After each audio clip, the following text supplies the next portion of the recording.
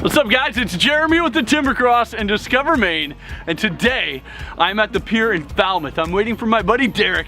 He is the food photographer for Edible Maine, and he has invited me out because he's gonna go take some rad shots of kelp being harvested off the coastline of Maine. So we're gonna go check that out. We're gonna get it from the sea, and then we're gonna go find it on a table.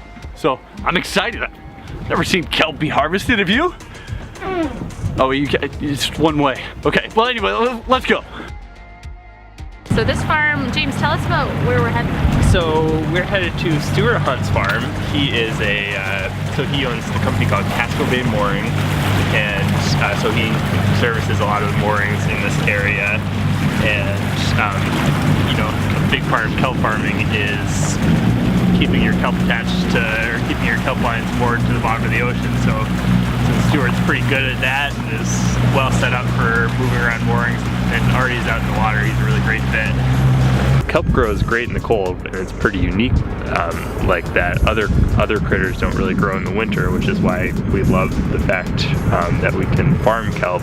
Also, the season's really important for us as far as working in tandem with the lobster fishery here, right? So our season is, let's say, you know, November through May, growing season, and then once the harvest is over, the farms come out of the water.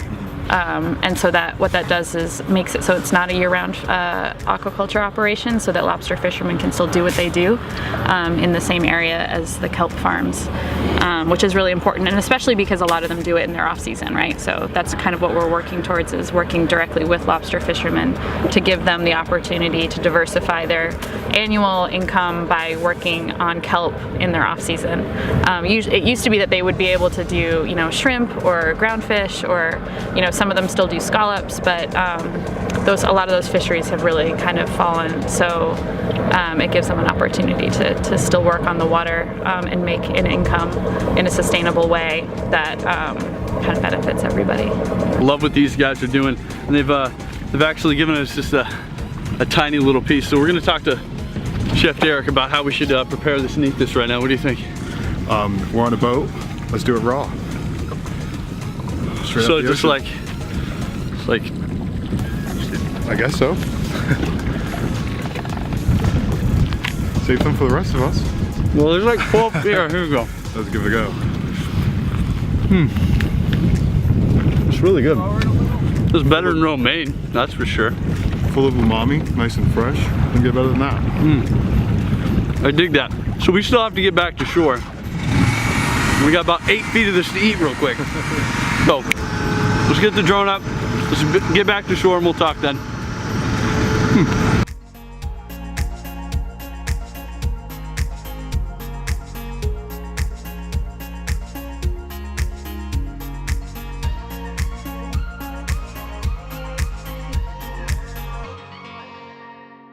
Bam! It's the next day.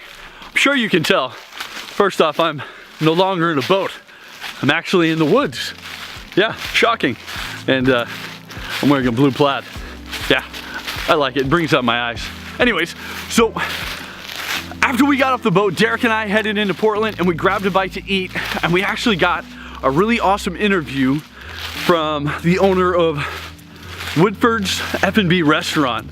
His name is Birch. Amazing guy. We went there because they actually serve local kelp. The kelp that we just saw harvested, they serve that on their dishes, so we wanted to check it out, you know, right from the water onto the plate.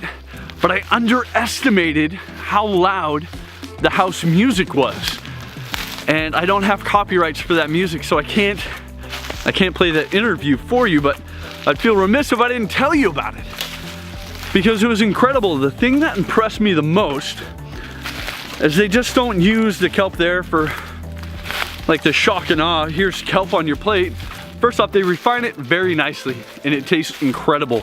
But then they also use it as kind of a supplementary ingredient. So they gave us some awesome oysters from Damariscotta, dusted with kelp, and they were so good. So the fact that, again, you guys know how I feel about oysters, another amazing thing for our environment, for our economy. So to put those two together, that was definitely a winning combination.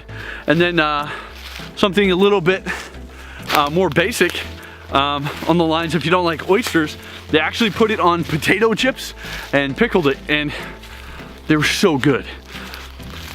So, long story short, had an amazing meal, got super glutted. Birch was awesome. The facility is amazing. So if you're in Portland, you really need to go check those guys out, because you're not going to be disappointed. You want to try kelp? That's a good place to do it.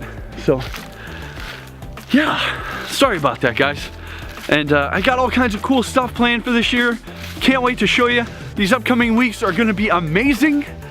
One thing I want to do sooner than not, maybe next week, the week after, is I want to do a Q&A.